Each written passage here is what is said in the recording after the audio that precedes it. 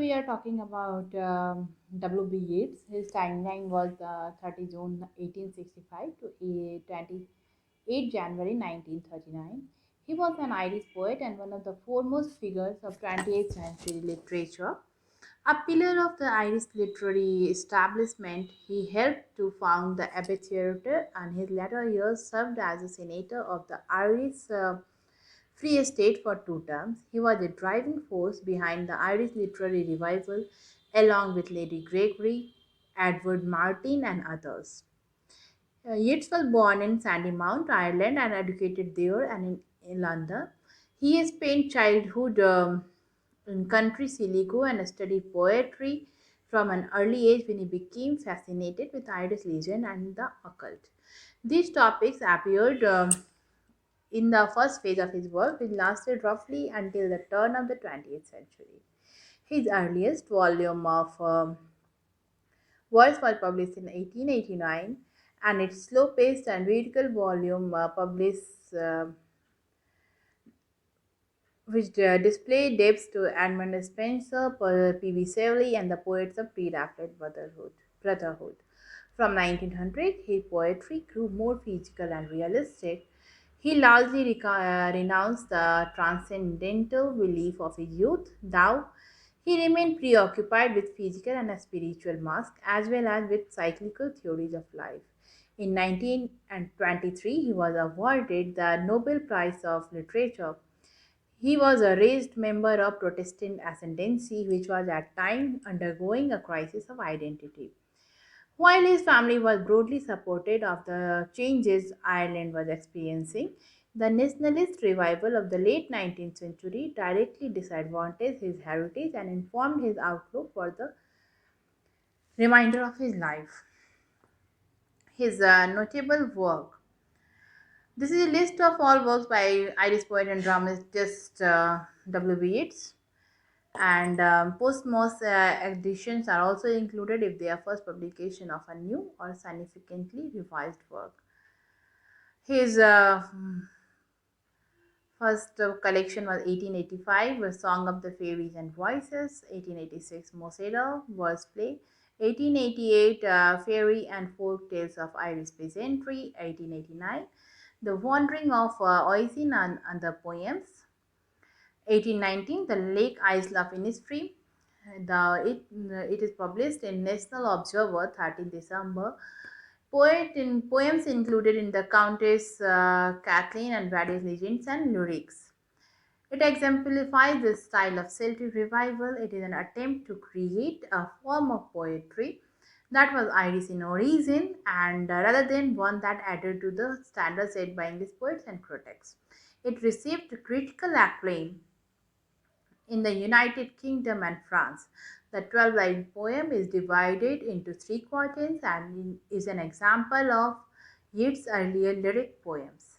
Throughout the three short quatrains, the poem explores the speaker's longing for the peace and tranquility of Innisfree while residing in an urban setting. He can escape the noise of the city and be lulled by the lake water lapping with low sounds by the shore. On this small island, he can return to nature by growing beans and having bee lives by enjoying the purple glow of noon, the sounds of birds, wings, and of course the bees. He can even build a cabin and stay on the island, much as Thoreau, the American transcendentalist, lived in the manor on Wallen Pond. During its lifetime, it was one of his most popular poems and on one occasion was recited in his honor by 2,000 Boy Scouts. The first quatrain speaks to the needs of the body, food and second food and shelter, and the second to the needs of spirit, peace. The final quatrain is a meeting of the inner life with the physical world, memory to pavement grave.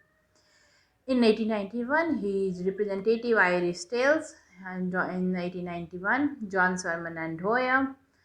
1892, Irish Fairy Tales, in 1992, the Countess Kathleen and various legends and lyrics includes the Lake of Innisfree, and This volume also includes several of Yoshi's most popular poems, The Lake Ice of Innisfree, As Fairy Song When You Are Old, and Who Goes with Frogs.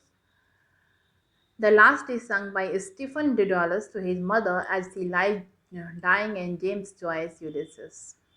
And these kind of thing you always keep in mind because this is the type of question which are asked in net. In 1893, The Celtic Twilight, 1893, The Rose Poems, 1894, The Land of Heart Desires, 1895, Poems, Verse and Drama, 1895, Book of Irish Verse, 1897, The Tables of Law, 1897, The Sacred Rose, 1899, The Wind Among the Reeds, 1900, The Shadowy Waters, 1902, Kathleen Nee Holohan, 1903, Ideas of Goods and Evil, and In the Seven Woods, 1900, Where There Is Nothing, The Hourglass, and 1904, The King's Deserted, The Tables of Law, in 1895, Stories of Red Handwriting, 1912, Selection from the Writings of Lord Dunsany, 1912, A Quote, 1916, Responsibilities, 1916, Reveries over Childhood and Youth, 1916, Easter, 1970, The Wild Swines at Cool, 1918, Amica Silenti Luneo, 1918, In Memory of Major Robert Gregory, 1918, The Leaders of the Crowd, 1919, Two Plays for Dancers, 1990, The Wild Swans at Cool, significant version of 19th century, 1920, his most famous poem, The Second Coming. It's my own favorite from him. It is first printed in Dial in November 1920 and afterward included in his 1921 collection of verses, Michael Roberts and the Dancer.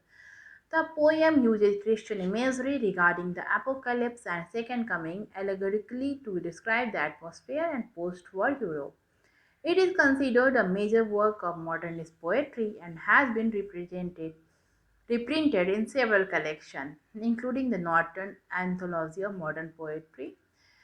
The poem was written in 1919 and in the aftermath of the First World War and the beginning of the Irish War of Independence that followed the Easter Rising, at a time before the British government decided to send in the Black and Tans of Ireland.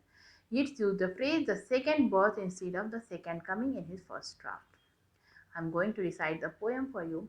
Turning and turning in the widening gear, the falcon cannot hear the falconer. Things fall apart, the center cannot hold. Mere anarchy is loosed upon the world.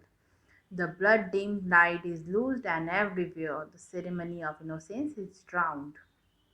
The best lack all conviction, while the worst are full of passionate intensity. Surely some revelation is at hand. Surely the second coming is at the hand.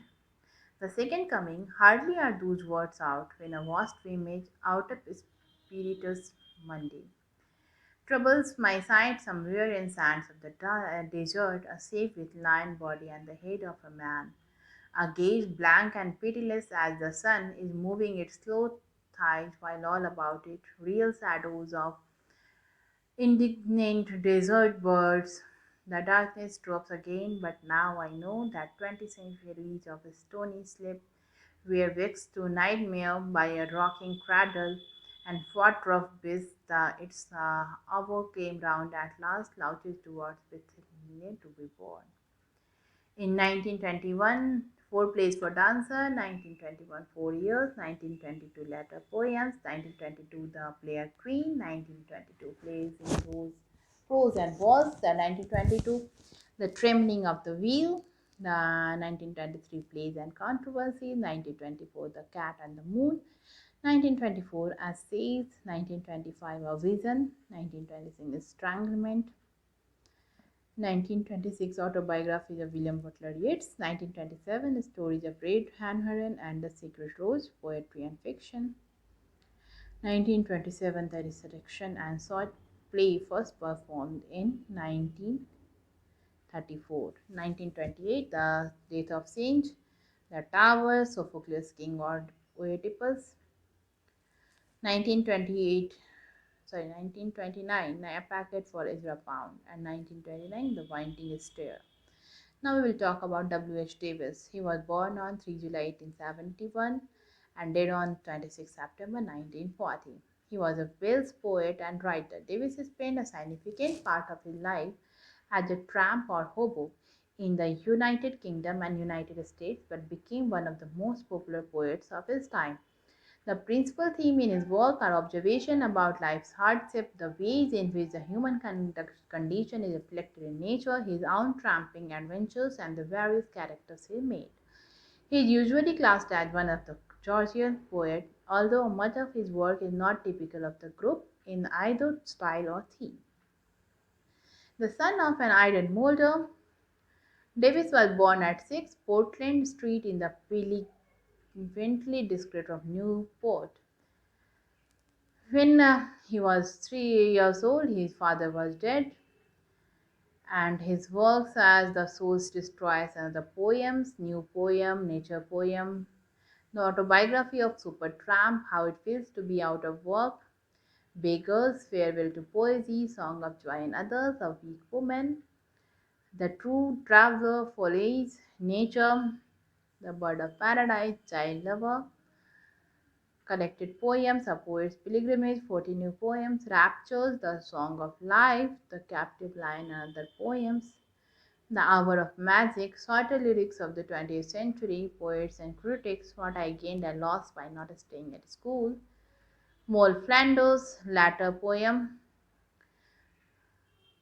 The Adventure of Johnny Walker, A Poet's Calendar, Dancing Mad, the collected poem of W. H. Davis, Jewels of Songs, The Lover's Songbook, The My Birds, My Garden, Memories, The Love Poems, The Birth of Song, an anthology of short poems, the poems of W.H. And now we will talk about Alfred Noyes. He was born on 16 September 1880 and died on 25 June 1958. He was an English poet, short story writer, and playwright, best known for his ballads The Highwayman and The Barrel Organ. Noyes was born in Wolverhampton, England, the son of Alfred and Amelia Adam Noyes. When he was four, the family moved to Aberystwyth, Wales, where his father taught Latin and Greek. His notable works are The Flower of Old Japan, The Forest of Wild Theme, The Highwayman, The Golden Hind, Watcher of the Sky, The Last Voyage, The Book of Earth, Shadows on Down, collected poem, Daddy Fell into the Pound, A Letter to Lucian, Walking Shadow, The Hidden Player, Some Aspect of Modern Poetry, Orchards Bay, The Last Man, Pageants of Later, The Secret of Good Luck, Two Worlds for Memory, The Devil Takes a Holiday, The Accusing Ghost. Now come to W.H. Auden. He was born on 21 February 1907 and then he was dead on 29 September 1973. He was an English American poet. Auden's poetry was noted for its stylistic and technical achievement, its engagement with politics, morals, love, and religion, and its variety in tone, form, and content. He is best known for love poems such as Funeral Blues, poems on political and social themes such as September 1, 1939 and Shield of Achilles. He also wrote more than 400 essays and reviews about literature, history, politics, music, religion, and many other subjects.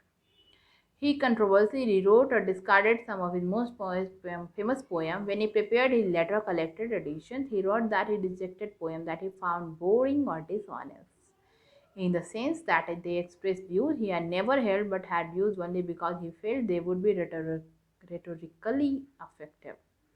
His rejected poems include Spain and September 1939.